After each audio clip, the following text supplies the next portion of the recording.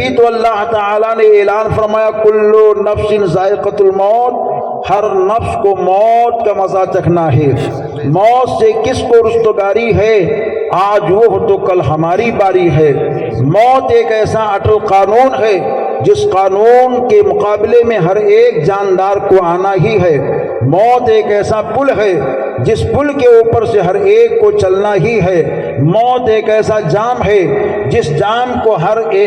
بشر کو پینا ہی ہے۔ اور صرف موت جانداروں ہی کے لیے نہیں ہے، بلکہ اللہ نے کلام پاک میں دوسری جگہ اعلان فرمایا کلو من علیہا فان ویبقى وجہ ربک ذو الجلال والاکرام، ساری کائنات کے لیے فنا ہے،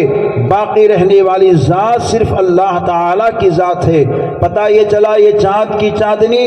یہ سورج کی روشنی، یہ زمین کی پستی، یہ آسمان کی بلندی اور یہ پہاڑوں کی بلندی، یہ دریا کی روانی، یہ موجوں کی طغیانی، سب کے لیے فنا ہے، باقی رہنے والی ذات صرف اللہ تعالی کی ذات ہے۔ اور اللہ تعالی اپنے حبیب کا چرچا کرتا ہے، اور جب اللہ تعالی حبیب دو جہاں کا چرچا کر رہا ہے تو اس سے یہ بات ظاہر ہو گئی ہے کہ خدا کی ذات باقی ہوگی اور مصطفیٰ کی بات باقی ہوگی۔ جبھی تو لوگوں نے روکنے کی بہت کوشش کی تھی، مگر ہم سب کے امام نے کہا تھا مٹ گئے مٹتے ہیں مٹ جائیں گے آدھا تیرے، نہ مٹا ہے نہ مٹے گا کبھی چرچا تیرا۔ نبی یہ دو جہاں کی بات کل بھی ہو رہی تھی، آج بھی ہو رہی ہے، اور صبح قیامت تک ہوتی رہے گی۔ موت جب آتی ہے تو حال کیا ہوتا ہے کسی کو معلوم نہیں ہے۔ آج ہمیں جب موت کی بات سننے کو ملتا ہے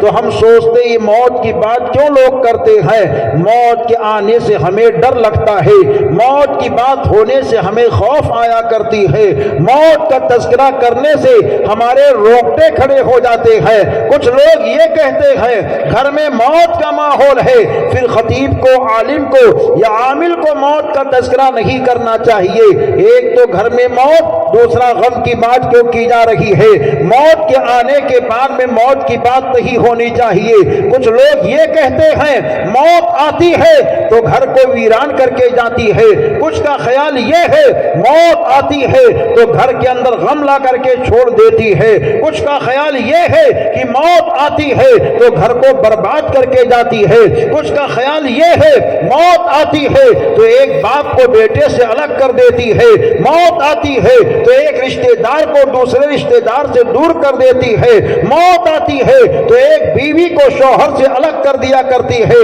لیکن اے نبی کے دیوانوں، یہ موت کسی کے گھر کو ویران کرنے نہیں آتی ہے، یہ موت کسی باپ کو بیٹے سے دور کرنے نہیں آتی ہے، موت کسی بیٹی کو ماں سے الگ کرنے نہیں آتی ہے، بلکہ موت آتی ہے تو ایک عاشق کو نبی پاک کا دیدار کرانے آتی ہے، ایک امتی کو نبی پاک کے چہرے کا دیدار کرانے آیا کرتی ہے۔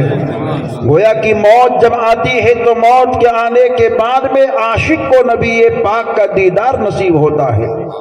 اور جب نبی پاک کا دیدار ہوتا ہے تو حضرت شیخ عبدالحق محدث دہلوی رحمت اللہ تعالی علیہ یہ کہتے ہیں جب سے میں نے یہ پڑھا کہ قبر میں نبی پاک کا نورانی چہرہ دکھایا جائے گا تو کہتے ہیں میں روزانہ دعا کرتا تھا اے مولا مجھ کو جلد موت دے تاکہ میں اپنی آنکھوں سے نبی دو جہاں کا نورانی چہرہ دیکھ لوں۔ تو موت ایک ایسی چیز ہے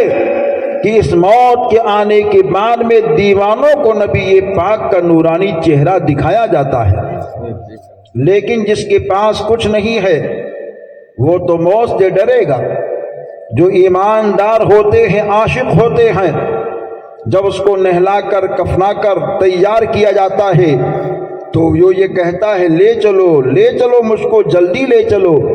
میرے منزل کی جانب لے کر کے چلو، کیونکہ قبر کی کوٹھری میں اجالا دینے والے حبیب آ رہے ہیں، قبر کے منزل کے اندر روشنی دینے والے مصطفیٰ آ رہے ہیں، قبر کی تاریکی میں طیبہ کے والی کی آمد ہونے والی ہے، शम्स दुहा की आमद होने वाली है, बदरुद्दुजा की आमद होने वाली है। लेकिन जो बदकार लोग होते हैं, जो खताकार लोग होते हैं, जो नाफरमान लोग होते हैं, जब उनको लेकर के लोग चलते हैं तो वो कहते हैं मेरे अजीजों क्यों मुझको ऐसी जानिब ले जा रहे हो जहां मुझे सजा मिलने वाली है, जहां मुझे दुख मिलने वाला है, जहां मुझे दर्द मिलने वाला है, जहां मुझको कर्ब मिलने वाला है। ऐसी ऐसी बातें लोग किया करते हैं। लेकिन अजीजान गिरामी, हुजूर रहमत आलम सल्लल्लाहु अलैहि वसल्लम की मोहब्बत में रहने वालों, आकाए दो जहां से सच्ची प्यार और अकीदत रखने वालों, हुजूर रहमत आलम से मोहब्बत और प्यार का तमगा अपने गले में डालने वालों, हुजूर सैयद आलम सल्लल्लाहु अलैहि वसल्लम के प्यार में तड़पने वालों, सरकार के शहदाइयों, आज जब मौत किसी की वाक़ई हो जाती है तो हम ये सोचते हैं मरने के बाद में इंसान इंतकाल कर गया, अब उसका बोलना बंद हो गया है, उसका देखना बंद हो गया है, उसका सुनना बंद हो गया है। ये सारी चीजें हमारे ज़हन फिक्र में चला करती है। मगर हदीस पाक का मफहूम है जब किसी का इंतकाल होता है तो बाद इंतकाल वो बोलता भी है, वो सुनता भी है, वो देखता भी है। आखिर वो बोलता क्या है? तो हदीस पाक में है कि जाने वाला ये कहता है ऐ मेरे घर वालों, ऐ मेरे अजीजों, ऐ मुझको नहलाने वालों, मेरे जिस्म के ऊपर कफन के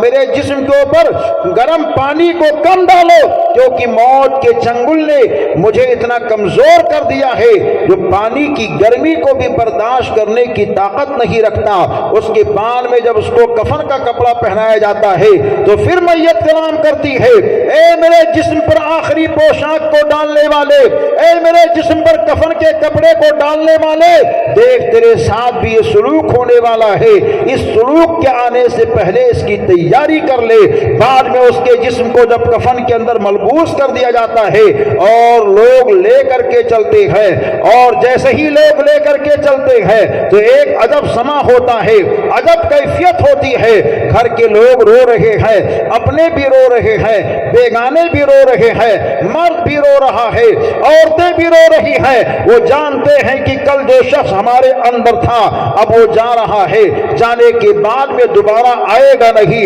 हर कोई रोते हुए जाता है, मगर जाने वाला अगर ईमान के साथ जाता है तो अपने अजीजों से कहता है ए मेरे घर वालों रोते क्यों हो, बेटे से कहता है ए बेटा रोता क्यों है, बीवी से कहता है ए बीवी रोती क्यों है, रिश्तेदारों से कहता है ए रिश्तेदार रोते क्यों हो। सारे लोगों को कह करके ये कहता है लहद में आका की दीद होगी, मैं सज के घर से निकल रहा हूं। मेरे अजीजों ये रोना कैसा मकान ही तो बदल रहा हो। ए मेरे घर वालों रोते क्यों हो, मैं तो ऐसी जगह जा रहा हूं जहां दोनों आलम के सरकार का दीदार होने वाला है।